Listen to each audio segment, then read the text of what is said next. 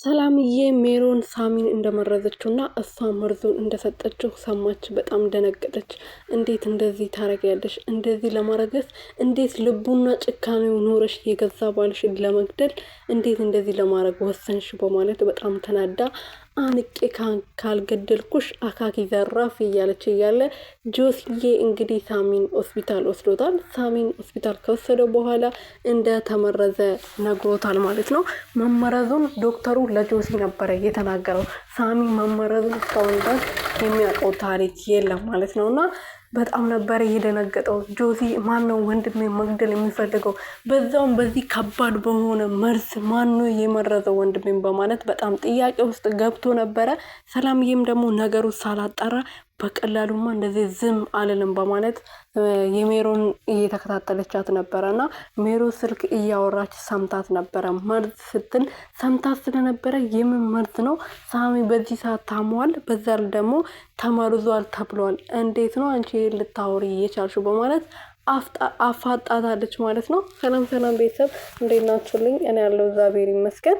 በያላችሁበት ሰላማችሁ ብዝት ትርፍርፍ ይበልልኝ። ለዚህ ቤት አዲስ የሆናችሁ ሰብስክራይብ፣ ሼር፣ ላይክ እያረጋችሁ 2000 ያስገብታችሁኛል የኔ ውድና እንቁ የሆናችሁ ቤተሰቦች ማለት ነው። ሰዓቴ ሞልቶልኛል እግዚአብሔር ይመስገን። በጣም ነው የማመሰግነው። ክበሩልኝ እና አሁንም ደግሞ ያው ከ2000 ወደ 3000 አስገቡኝ እላችኋለሁ ማለት ነው የኔ ውድ የሆናችሁ ቤተሰቦች ማለት ነው። እና ሀሴት ክፍል 15 ተለቋል። እንግዲህ ክፍል 15 ላይ ሰላምዬ በጣም ተጨንቃ ነበረ እና እሷ የምታረጋቸው ነገሮችን እየተከታተለች ነበረ። ሜሮን እንግዲህ መርዙን ከሰጠች በኋላ የመርዙ ጉዳይ ምንም አላሳሰባትም።